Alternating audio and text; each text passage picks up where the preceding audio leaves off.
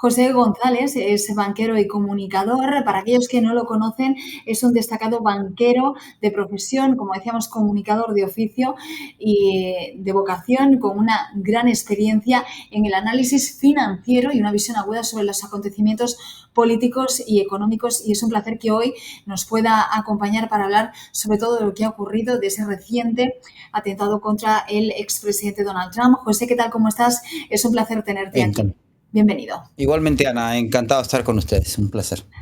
Perfecto. Bueno, recientemente hemos visto noticias sobre ese intento de asesinato del expresidente Donald Trump este pasado sábado durante un meeting.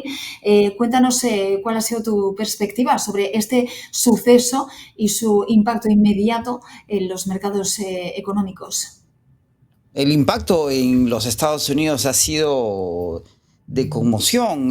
La reacción inicial ha sido muy sombría y la expectativa de ver a Donald Trump ayer en el primer día, en la noche de la convención republicana, fue impactante. Se veía por primera vez que Trump probablemente ha sido por su lenguaje corporal impactado por el evento, por el intento de asesinato.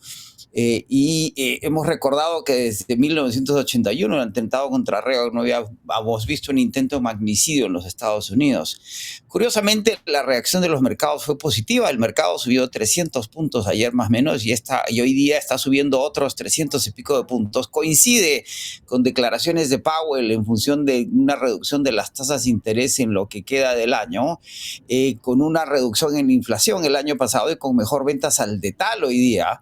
Hay una combinación, pero el oro subió, el Bitcoin subió, en el sentido que había una sensación de búsqueda de refugio en las últimas 48 horas en los mercados financieros, pero el impacto no ha sido tan grande. Estos son mercados que en los últimos meses, probablemente en los últimos años desde la pandemia y la pospandemia, tienden a no reaccionar a eventos geopolíticos o geoeconómicos. Lo que sí se dio ayer fue una serie de movimientos especulativos de lo que se llama el Trump Trade.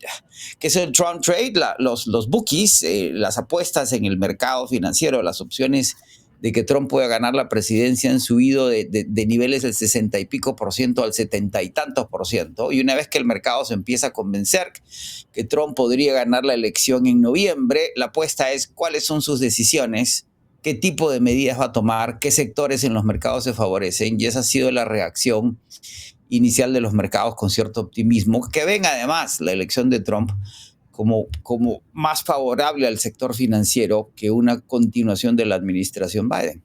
Uh-huh.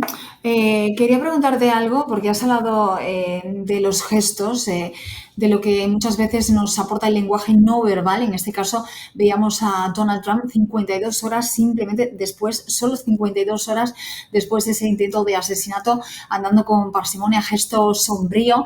Y hablando también del lenguaje corporal, está esa imagen icónica del otro día, del sábado, en el que vemos a Donald Trump con el puño hacia arriba, con ese grito de fight, con esa bandera de los Estados Unidos detrás, que justo el fotógrafo captó una imagen increíble, ¿no? Intentando salir por encima de los guardaespaldas de los cuerpos de seguridad.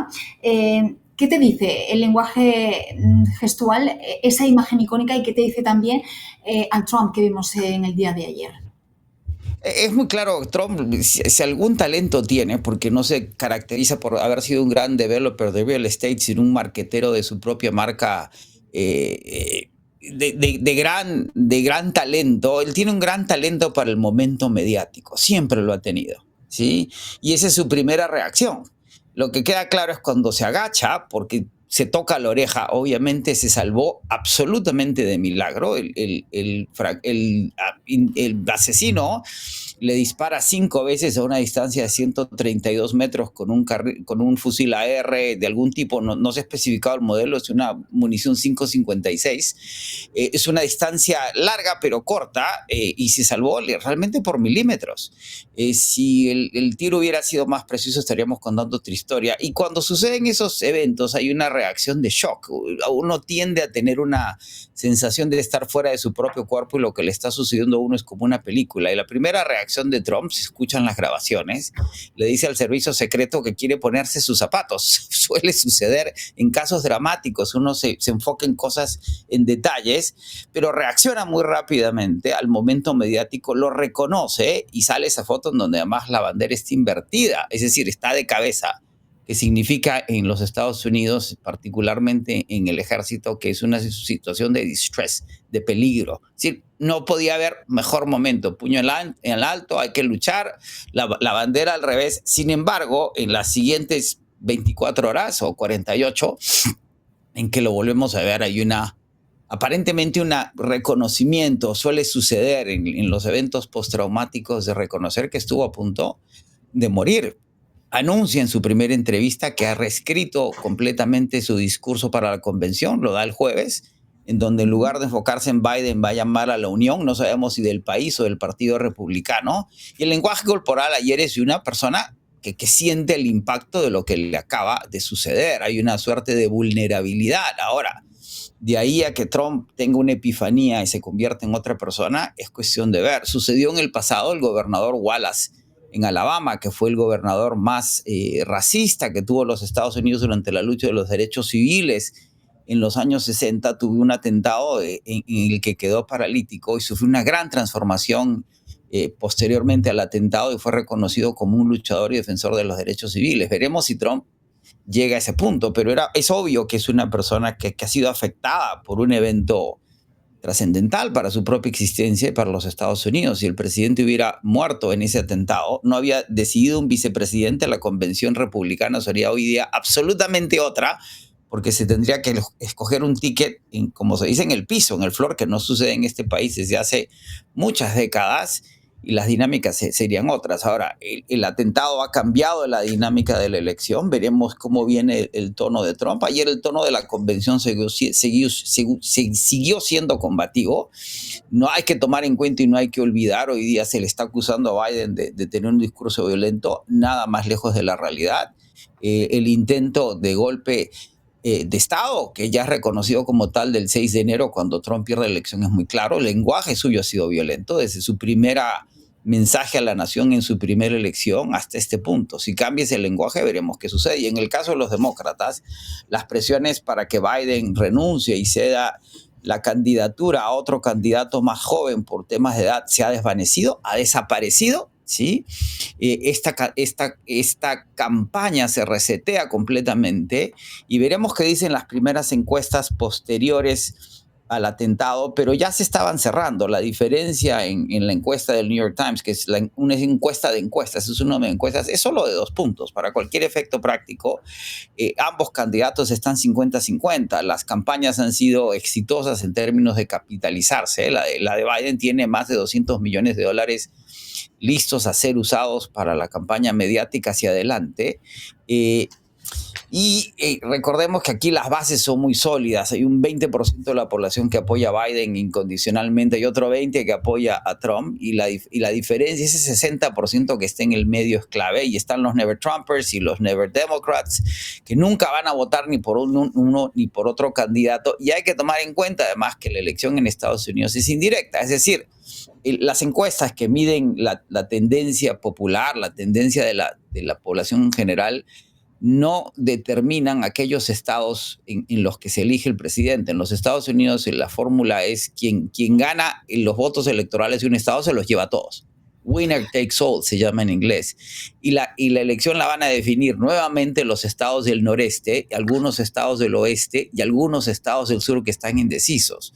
En los primeros conteos Trump sobrepasa a Biden, y tiene una fórmula más fácil de llegar a esa mayoría. Sin embargo, nuevamente en los Estados Unidos, quien decide la elección son 300, 400, 500 mil votantes entre 3 y 6 estados claves. Va a ser una elección interesante con nuevas dinámicas y muy reñida. Fíjate, José, que bueno, me llamaban la atención bastantes puntos que comentabas que quería volver a repetir. Hablabas de ese discurso, pues siempre el discurso de Donald Trump ha sido un discurso combativo, ha sido un discurso quizá más radical, más fuerte. Para muchos en un tono un poco arrogante en algunos casos, ¿no? Pero lógicamente es un hombre que prácticamente ha estado a punto de perder la vida, ¿no? En un intento de asesinato. Y vamos a ver esa resaca emocional en ese discurso que tú mencionabas, ha reescrito, ¿no? Para el jueves, que es cuando le vamos a escuchar hablar. Eso por un lado. Y por otro lado, te quería preguntar, porque a raíz de ese atentado, de esa foto que comentábamos, de esa imagen icónica, daba la sensación de que muchos ya, a raíz de lo que ocurrió el sábado, daban ya como ganador en las elecciones a Donald Trump, como que la intención de voto iba a cambiar radicalmente a partir de lo que ocurrió en el día sábado, pero tú me cuentas que igualmente eso no es tan seguro, ¿no? Que todo sigue estando muy igualado, ¿no? Sí, correcto. Además, recordemos que el atentado puede ser un tiro por la culata. Si hay una cosa que caracteriza la carrera política de Biden y su vida personal. Biden es irlandés de origen católico y es un hombre que ha sufrido mucho en la vida. Hay que recordar que recién elegido al Senado perdió en un accidente automovilístico a su esposa y a su hija. Sobreviven sus dos hijos a los que él cría. Luego se casa con Jill Biden, su actual esposa. Tienen una hija más. En el interín es un hombre que viene de mucha pobreza, de una clase trabajadora. Su padre trabajaba en un Fordnance, en un complejo industrial. Vivían dos familias juntas en una casa porque no podían vivir por separado, porque no podían pagar la renta. Es un hombre con unas raíces muy blue collar, se dice en Estados Unidos, que pierde a su hijo mayor, que era la promesa política de la familia, por el cáncer, que tiene problemas serios con su segundo hijo, y los conocemos, acaba de ser declarado culpable por portar armas, y él tiene una gran compasión, y es reconocido como haber tenido una gran compasión. Lo que le está sucediendo con la edad, que no hay ninguna indicación que sea demencia senil o ningún tipo de enfermedad, sino cuestiones de la edad.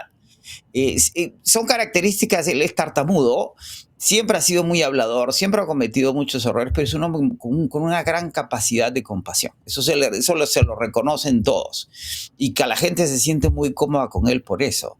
De cara al discurso agresivo de Trump, de cara a las actitudes violentas de Trump, que son ya no es más de discurso. Recordemos el 6 de enero, recordemos las declaraciones que dio durante su presidencia a los sectores más radicales en el país. Recordemos el anuncio de su campaña diciendo que todos los mexicanos son violadores. La actitud de Biden, esa actitud compasiva, comprensiva, humana, podría terminar favoreciéndolo. La campaña todavía, tenemos 4 meses de aquí a la campaña, y en esos 4 meses pueden pasar muchas cosas. En su primer discurso a la nación, luego de ser elegido por primera vez en 1861, a puertas de una guerra civil que venía, Abraham Lincoln tiene una frase en el discurso donde habla que hay que apelar a los mejores ángeles de los estadounidenses. Biden siempre ha apelado a los mejores ángeles de este país, por eso ganó la elección anterior, con el voto femenino minoritario de estados clave, que son mujeres profesionales o educadas, afroamericanas, que no van a votar por Trump de ninguna manera. Trump, a su manera y en su estilo, siempre ha invocado los peores demonios de este país. Esos discursos hoy día entran en confrontación, y veremos qué sucede de aquí a la convención demócrata de agosto. Si la presión privada porque Biden renuncie por temas de edad siguen presentes, pero han sido acalladas. Esta es una campaña totalmente nueva, totalmente dinámica, reseteada, en donde es difícil todavía, en la medida que la diferencia es solamente de 2 puntos entre los dos candidatos, predecir que va a ganar uno o el otro.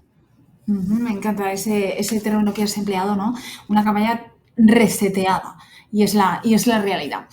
Bueno, volviendo al tema económico, porque la verdad que me encanta tu conversación y simplemente escuchándote solo me salían preguntas y más preguntas, pero volviendo al tema económico, quería preguntarte si consideras que este atentado puede tener efectos a corto y largo plazo en lo que sería la estabilidad de los mercados. Hemos visto que de momento parece que no, que los mercados siguen a lo suyo, al alza, pero podría haber consecuencias y de qué manera. El escenario que no sucedió, la muerte de Trump, sí podría haber tenido un impacto de inestabilidad por inseguridad. Lo vimos en el oro. El oro ha recuperado sus niveles récords y se sigue manteniendo.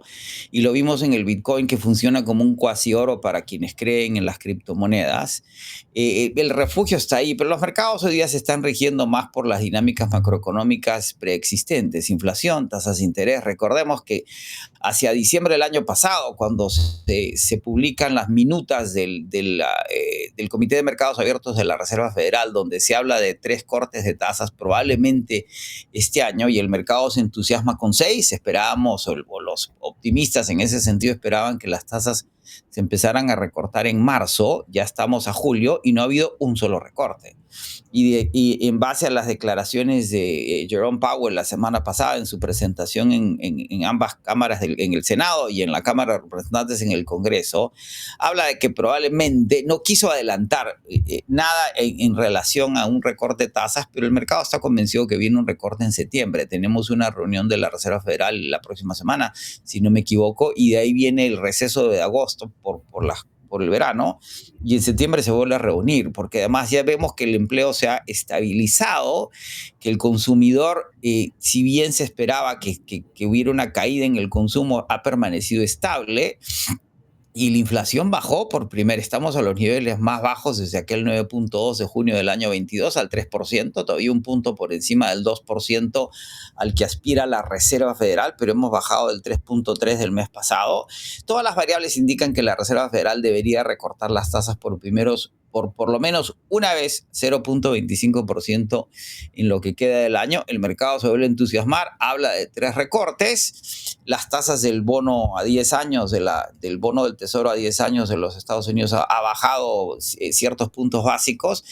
Los indicadores por los mercados siguen siendo positivos. Estamos ya en el season de renuncio de resultados. Los bancos anuncian siempre primero, y los resultados de los bancos suelen ser indicadores de la salud del movimiento financiero económico en el país. Resultados bastante positivos. Bank of America anunció esta mañana. Eso también está empujando al mercado. El mercado ha preferido ignorar el tema político y enfocarse en los temas de tasas de interés y resultados corporativos, como suele suceder. Ahora bien, recordemos que las medidas del presidente Biden, particularmente las que se refieren a la infraestructura e inflación, van a empezar a dar resultados económicos positivos reales en los próximos meses o hacia el próximo año.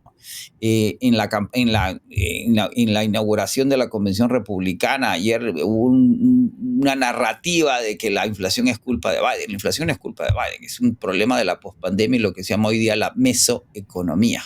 Los economistas estudiamos la macro y la microeconomía y habíamos ignorado cómo se relacionan la macro y la microeconomía, y hoy hay un campo nuevo de economía que está empezando a ser estudiado que se llama la mesoeconomía, que son las cadenas de abastecimiento, las cadenas tecnológicas en las que se vinculan lo macro, las cuentas nacionales, con el micro, la demanda. Y ahí parece que está el problema inflacionario. No es una inflación monetaria ni es una inflación de demanda como ha sido en el pasado, sino es una inflación muy singular, y eso no es culpa absolutamente de la administración Biden. Sin embargo, la narrativa funciona. En la medida que esas dinámicas empiecen a materializarse, en la administración Biden se han creado millones de empleos. La migración ilegal, que ha causado mucho ruido político, ha generado, que lo reconoció el propio Powell la semana pasada en el Congreso, que la inflación no siga subiendo por la mano de obra barata que representa esta migración ilegal. Y en el caso de Trump, lo que el mercado espera es que, si es elegido, regrese un poco a las políticas de su primera administración: reducir las cargas tributarias, reducir las regulaciones, reactivar la guerra de tarifas con China, que podría ser en el corto plazo positiva para los mercados. Pero recordemos que Trump no es una persona que maneje las políticas públicas de la mejor manera.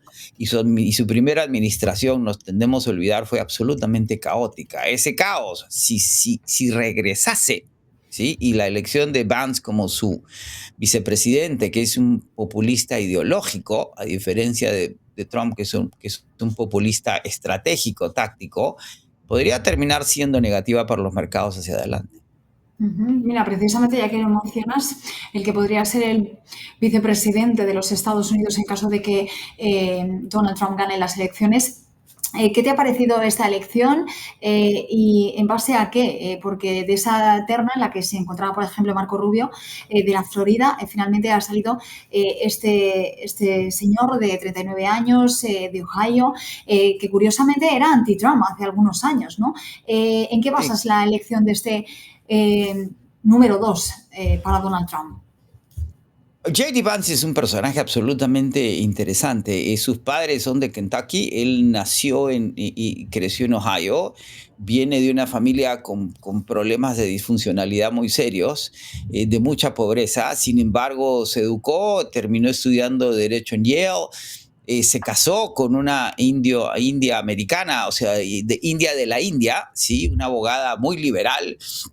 Terminó en San Francisco, fue un darling de los sectores liberales porque publicó un libro que se convirtió en una película en donde explicaba los problemas del corazón del país. Kentucky, en las montañas de Apalachia, es una de las zonas más pobres y más abandonadas del país.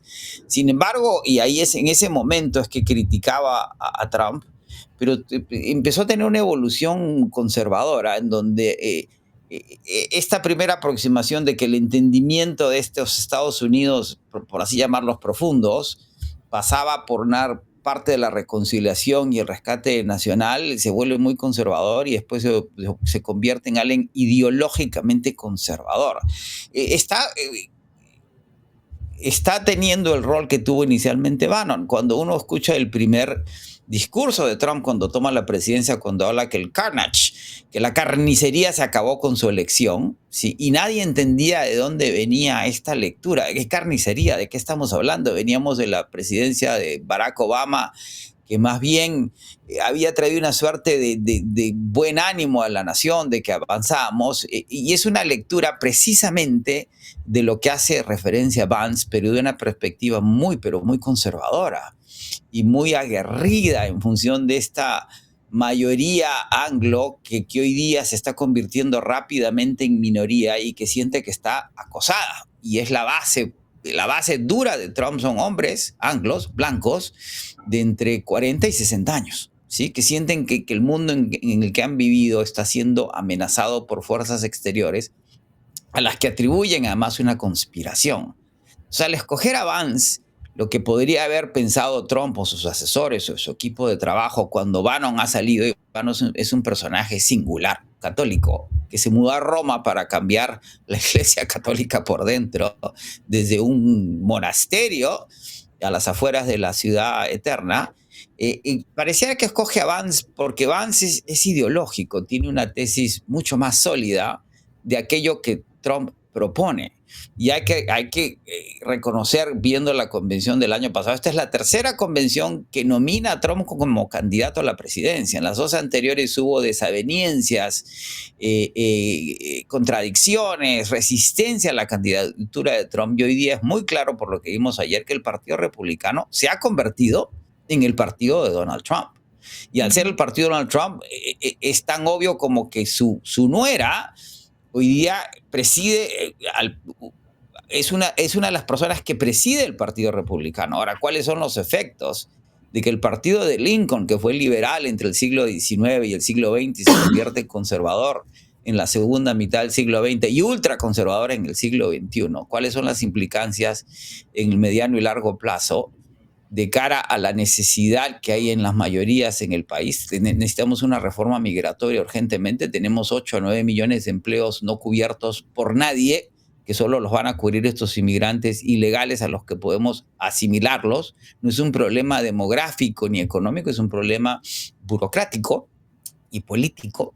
Reagan hizo una amnistía en los 80s por circunstancias menos dramáticas, pero similares, ¿sí?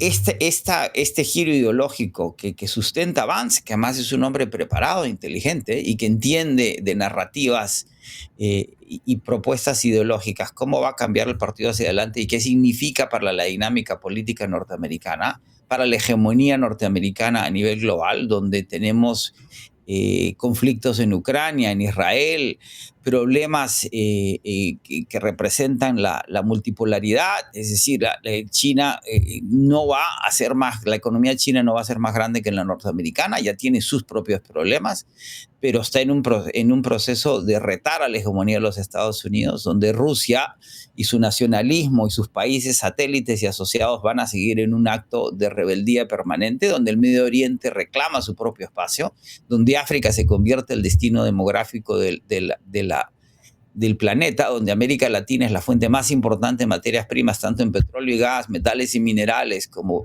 productos alimenticios para el planeta, y sin embargo no encontramos unidad.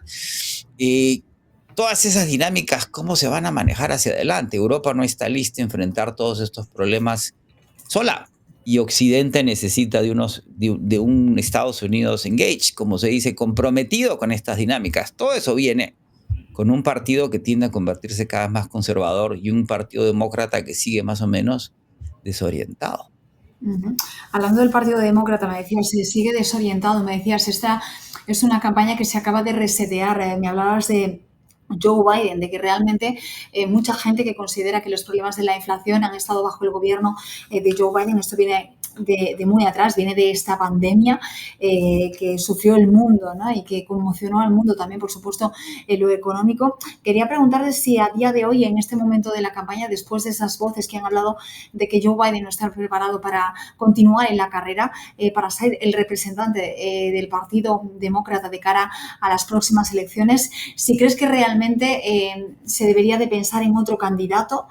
Todo esto cambia a raíz del sábado, sí, no.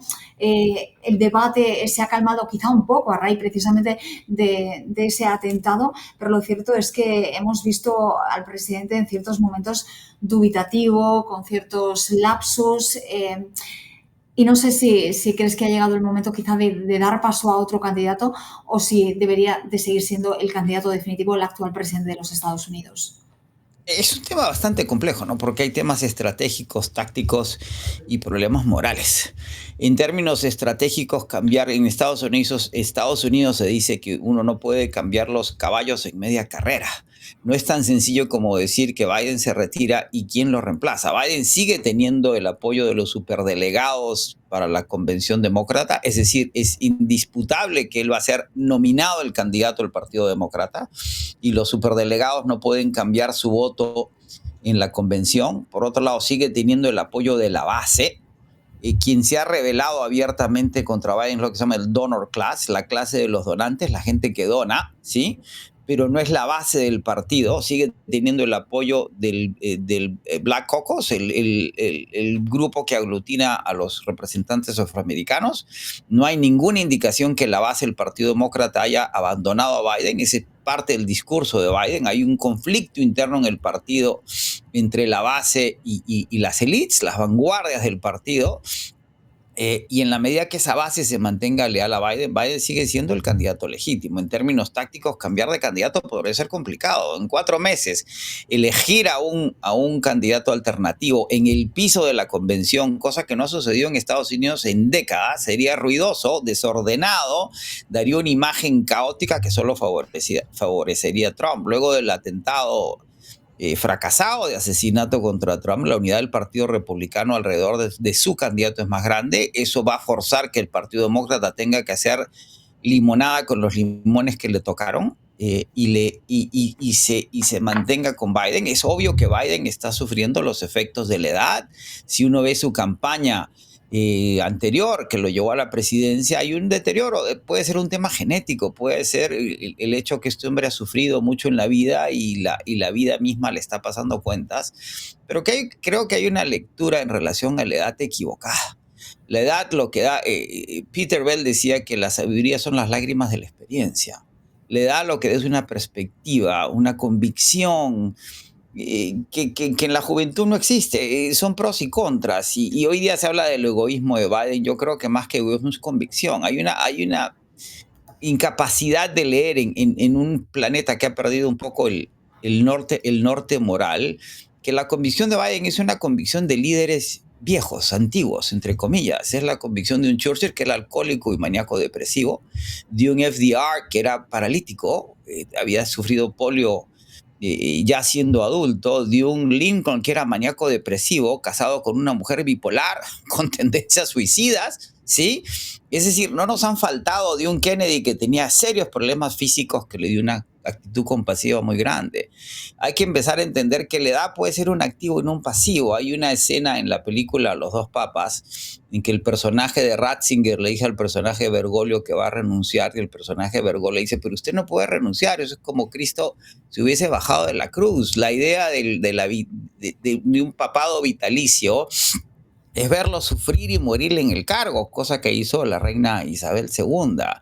Creo que si uno tiene esa perspectiva de cara a Biden, uno empieza a entender otras cosas dentro de su actitud y no sencillamente este pánico que hay al triunfo de Trump, que está generando este tumulto, ¿sí?, en ciertos sectores liberales del partido que tienen hoy día una mentalidad de rebaño y que no pueden ver que de repente por allí la edad es un activo y no un pasivo. Depende cómo se maneje, cómo se use y cómo lo interpreta la gente. De cara a la violencia de un atentado de magnicidio, las reacciones pueden ser totalmente distintas y la gente puede moverse por la compasión y sus mejores ángeles y no sus peores demonios.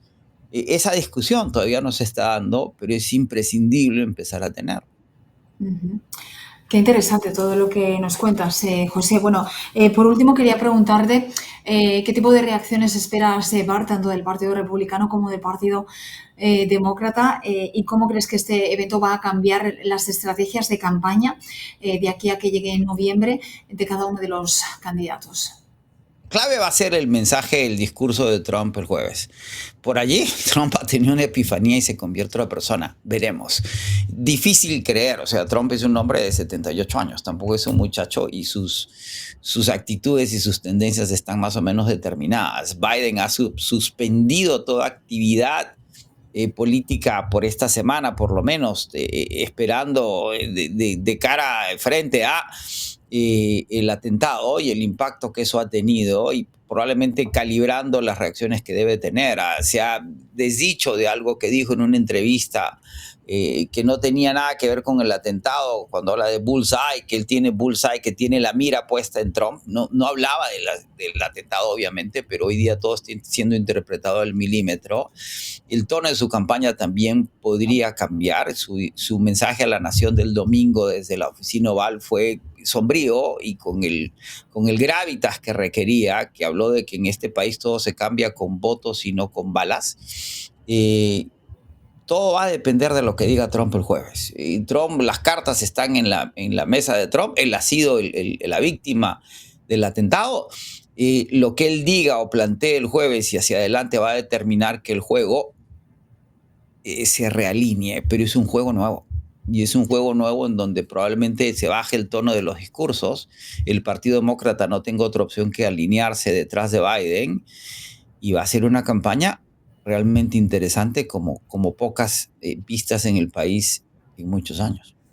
Fíjate que eres de las pocas personas a las que he escuchado hablar precisamente de esto, ¿no? De que este debate que veníamos viendo acalorado, de descalificaciones de algún u otro modo, vamos a tener quizá ahora un final de campaña mucho más moderado, mucho más tranquilo, entre comillas, y desde otra perspectiva, lógicamente, porque como tú dices, todo se ha reseteado.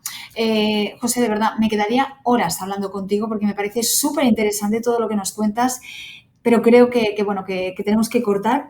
Pero me encantaría invitarte de aquí a que termine las elecciones porque creo que tienes muchísima información y creo que de verdad tus comentarios resultan muy, muy interesantes y estamos aprendiendo aquí todos gracias a ti. Ha sido un placer, de verdad, José. Vale, Uh-huh. encantado, un placer. A la Bueno, orden siempre.